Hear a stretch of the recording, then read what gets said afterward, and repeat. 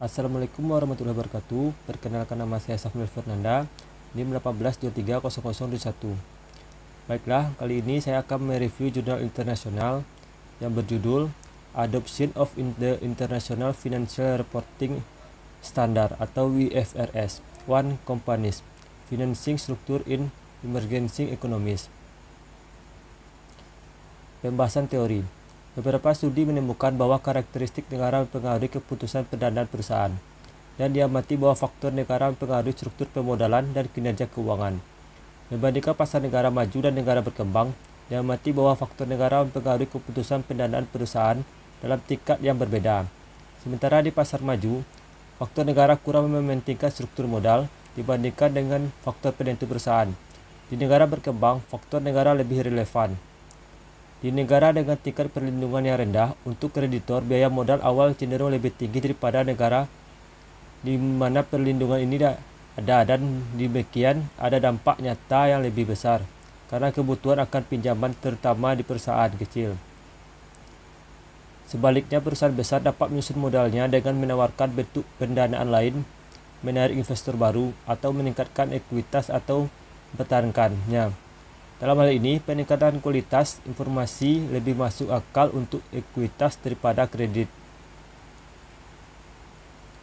Salah satu langkah yang diambil pemerintah untuk meningkatkan kredit dan pasar modal adalah adaptasi dari model akuntansi negara mereka ke standar nasional yang diterima secara umum internasional melalui International Accounting Standard Board atau IFRS, yang ditunjukkan untuk harmonisasi laporan keuangan perusahaan di pasar internasional yang berbeda, mendukung inklusi negara-negara ini dalam pergerakan modal eksternal, serta kepercayaan investor dan kreditor yang lebih besar daripada perusahaan.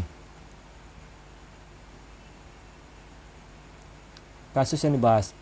Penelitian ini untuk memverifikasikan apakah ada hubungan antara penerapan IFRS berbagai negara dan keputusan pendanaan perusahaan. Artinya, jika itu ciri kepatuhan pada IFRS di satu negara secara signifikan mempengaruhi kemudahan perusahaan untuk mendapatkan akses kredit dan pilihan pendanaan bank atau pendanaan investor untuk investasi dan modal kerja. Kontribusi lain dari studi ini adalah untuk mengidentifikasi dampak IFRS dalam keputusan pendanaan perusahaan kecil dan menengah, menekankan bahwa karakteristik ini tidak diamati dalam studi lain, dapat mempengaruhi struktur modal dan akses kredit. Dalam pengertian ini, tidak hanya teori keputusan pendanaan yang terkait dengan strategi perusahaan seperti pecking order dan trade-off yang dipertimbangkan, tetapi juga pentingnya sumber pendanaan perusahaan dan kebijakan akses kredit di berbagai negara. Objek penelitian. Pada penelitian ini, database yang berbeda digunakan. Yang paling penting adalah survei perusahaan. Database ini tersedia di Bank Dunia tahun 2015. Disusun berdasarkan wawancara di perusahaan dengan berbagai ukuran dan desain kelembagaan yang berlokasi di negara maju dan berkembang antara tahun 2003 dan 2014. Untuk membangun variabel kontrol, karakteristik perusahaan dipertimbangkan ditangkap melalui survei serta karakteristik negara yang disurvei melalui data ekonomi kelembagaan yang ditemukan dalam database perusahaan. OECD 2005, Bank Dunia 2015, dan Forum Ekonomi Dunia pada tahun 2015. Sampel awal terdiri dari 150.625 observasi perusahaan yang berlokasi di 862 wilayah berbeda dari 145 negara berkembang. Teknik analisis data. Model regresi hierarki linear diterapkan dengan mempertimbangkan tingkat perusahaan, negara, dan daerah.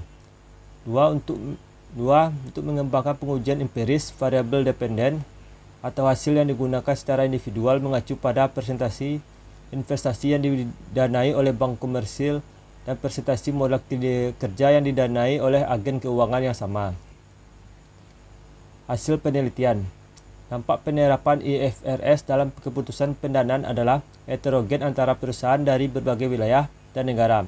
Efek ini lebih jelas ketika kontrol negara diterapkan untuk memantau penegakan hukum dan keamanan investor, seperti kualitas dewan dan audit akuntansi.